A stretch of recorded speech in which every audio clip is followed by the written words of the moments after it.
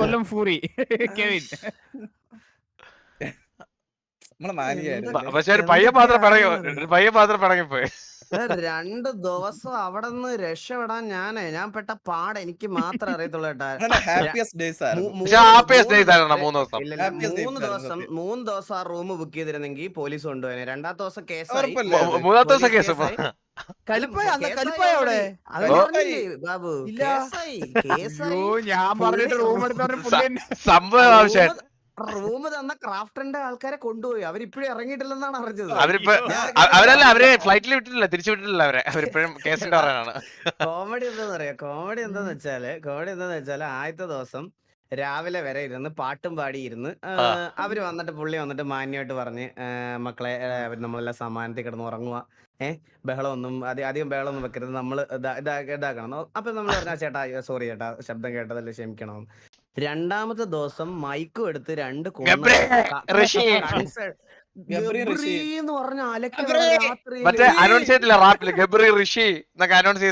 എടാ ബാബു രാത്രി മയക്കും കൊണ്ട് പെരക്കി ചുറ്റും നടന്നിട്ടെ ഞാൻ കാട്ടിലൊക്കെ തേടി പോയി ഒരു കരിമ്പുലിയെ കൊണ്ടുപോകുന്നു പറഞ്ഞു. കാട്ടിൽ തരുമ്പോ ഒരു കരിമ്പുലി, ആ കരിമ്പുലി വിളിക്കുമ്പോ ബോബ് വരും. ആ കരിമ്പുലി ഇപ്പൊ പെർഫോം ചെയ്യുന്ന പറയുമ്പോ ബോബ് സ്റ്റെയറിൽ നിന്ന് ഓടി വരും മേളിൽ നിന്ന്.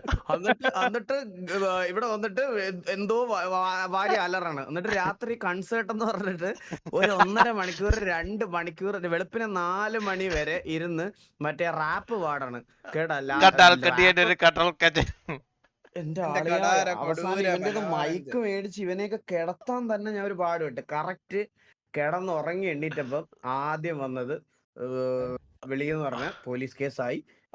ശബ്ദം അടിച്ച് അവരൊരു ദിവസം മര്യാദക്ക് ക്ഷമിച്ച് 2ാം ദിവസം ഇതാക്കിയിട്ട് ഇതാന്ന് പറഞ്ഞ്. എന്നിട്ട് നമുക്ക് 12 മണി വരെ ആയിരുന്നു സമയം.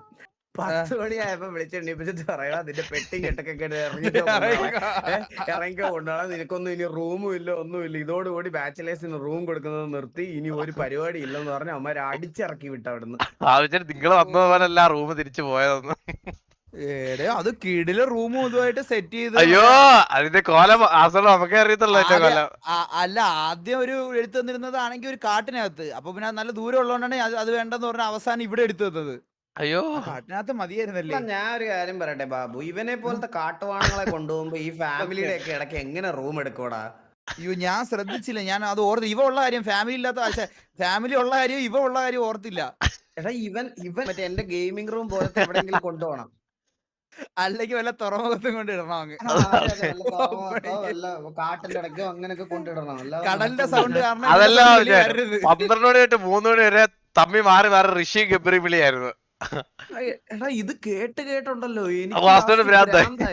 എടാ നീ ഒന്ന് ആലോചിക്ക്. ഇപ്പൊ റാപ്പൊക്കെ ആണെ ഓക്കെ, എല്ലാരും മനസ്സമാനത്തോടിരുന്ന് മാനസമൈനെ വരെ കേട്ടോണ്ടിരിക്കുന്ന സമയത്ത് മൈക്ക് എടുത്തിട്ട് ഗബ്രി എന്ന് പറഞ്ഞോണ്ടിരിക്കുന്നത് എനിക്ക് കാലി വന്ന് ലാസ്റ്റ് എടുത്തിട്ട് അറിയാനോ തോന്നി എനിക്ക്. കിടിലായിരുന്നു. പക്ഷെ അപ്പോൾ എൻജോയ് ചെയ്തായിരുന്നു ഉള്ള ആരും പറയല്ല. അണ്ണന്റെ ഹാപ്പിയസ്റ്റ് ഡേയ്സ് ആയിരുന്നു. അണ്ണന്റെ ഹാപ്പിയസ്റ്റ് ഡേയ്സ് അതായിരുന്നു കേരളത്തിലുള്ള. അണ്ണന്റെ ഹാപ്പിയസ്റ്റ് ഡേറ്റ്. ശരിയാടാ ശരി. കേരളത്തിലുള്ള അണ്ണന്റെ ഹാപ്പിയസ്റ്റ് ഡേയ്സ് അതായിരുന്നു. ഞാൻ അത് ഉറപ്പ് പറയുന്നു. ആ 3 ദിവസം നമ്മളുണ്ടായിരുന്നു. നിന്നെയൊക്കെ സഹിച്ചത് തന്നെ ഞാൻ എന്ത് ബുദ്ധിമുട്ടിയ മുഖത്ത് നോക്കി പറയാൻ പറ്റുമോ? എടാ ശരിക്കും അടുത്ത മാസം പോകാറുന്ന ആളാണ്. ഒറ്റ പരിപാടിയിൽ അന്ന് രാത്രി ടിക്കറ്റ് ബുക്ക് ചെയ്തത്. അല്ല ബാബു, ഒരുത്തനോട് ഒരു കാര്യം പറഞ്ഞേട്ടാ. കെവിനോട് ഇടയ്ക്ക് ഒരു തമാശ പറഞ്ഞപ്പോ കാറിലിരുന്ന് കരയുന്നടാ. എന്റെ പെറ്റ അമ്മ സത്യം ഞാൻ പറയാണ്, വണ്ടിക്കകത്തിരുന്ന് മോങ്ങണ്. ഞങ്ങളെല്ലാം കൂടെ ഒരു തമാശ പറഞ്ഞ് ചിരിച്ചോണ്ടിരിക്കും കേട്ടാ. ബോബ് എല്ലാം കൂടെ. ബോബ് അപ്പൊ ഇവനെ ഒരു താറ്റായിട്ടിരുന്ന് ഞാൻ നോക്കിയപ്പോ എങ്ങനെ കരയണടാ ഇവൻ ഇരുന്ന്. എന്നിട്ട് എന്റെ അടുത്ത് വന്നിട്ടേ ഞാൻ പറഞ്ഞു കെവിനെ ഞാൻ സോറി പോലും പറയത്തില്ല, തമാശ പറയണത് തമാശയായിട്ട് എടുക്കും. കുറച്ച് കഴിഞ്ഞിട്ട് റൂമിൽ വന്നിട്ട് അണ്ണ ഇതാണ് പ്രശ്നം, അതുകൊണ്ടാണ് എനിക്ക് വിഷമം വന്നത് എന്ന് പറഞ്ഞിട്ട് എന്റെ അടുത്ത് വന്നിട്ട് ഞാൻ ഡൗൺ ആയിരിക്കുന്നുണ്ടപ്പോ എന്റെ അടുത്ത് വന്നിട്ടേ ചില്ലാവണ്ണവാ 2 അടിക്കാന്ന് പറഞ്ഞിട്ട് മേളിൽ നിന്ന് നേരെ അങ്ങ് താഴോട്ട് എന്നെ ഉത്സാഹപ്പെടുത്തിട്ട് താഴോട്ട് പോണവൻ. അതുവരെ ഞാൻ ചില്ലായിട്ടിരുന്ന ഞാൻ അവന്റെ മോങ്ങല കണ്ടപ്പോഴാണ് ഞാൻ ഡൗൺ ആയത്.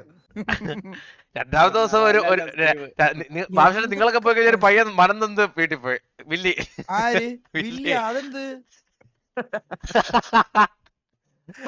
കോമഡിയാ. ഊക്കിയല്ലേ അല്ല ഊക്കിയതൊന്നും അല്ല. 18 വയസ്സായിട്ടുള്ള പയ്യൻ അവൻ അവന്റെ വീട്ടിൽ നിന്ന് നമ്മുടെ കൂടെ വിടുമ്പോ അവരുടെ വീട്ടുകാർക്ക് ഒരു എക്സ്പെക്ടേഷനും ഒരു ഉത്തരവാദിത്വം ഉണ്ട്. അതിന്റെ അപ്പുറത്ത് മറ്റേ ഇതാക്കാൻ ഞാൻ ഒരുത്തിനെ സമ്മതിക്കത്തില്ല പറഞ്ഞ് അപ്പഴേ കാര്യം അപ്പോഴേ പറഞ്ഞു, നിന്റെ ഈ പ്രായത്തിൽ നിനക്കിത് പറ്റിയതല്ല, പ്രായമാകുമ്പോ പറയാം വിട്ടോന്ന് പറഞ്ഞ്. അപ്പോഴേ അവന് മനസ്സിലായി അവിടെ നിന്നാ ഒന്നിനും സമ്മതിക്കൂല. അതുകൊണ്ട് നേരെ പെട്ടി കിടക്കണത് വീട്ടിൽ പോയിട്ട് പറഞ്ഞ് ആ സ്വണ്ണ ഞാൻ ഇവിടെ എത്തി. അത്രേ ഉള്ളൂ, അത് മതി, അതിന്റെ ആവശ്യമുള്ളൂ.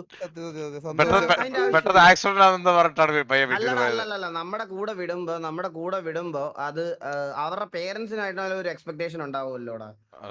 ലൈക്ക് ഇങ്ങനെ ആയിരിക്കും, അത് നമ്മൾ കളയാൻ പാടില്ല, അത് ശോകമാണ്. അതുകൊണ്ട് നേരെ പറഞ്ഞു വിട്ട്. അങ്ങനെയാണ് നമ്മള് ബാക്കി നിന്നെ ആർക്കും വേണ്ടെന്ന് പറഞ്ഞ് വിട്ടിക്കുന്ന പോലെ അല്ല, ബാക്കി പിള്ളേർക്കൊക്കെ അതിന്റേതായ ഒരു ഉത്തരവാദിത്തോടെ അത്രേ ഉള്ളു. കെവിനെ നിന്നെ പോലെ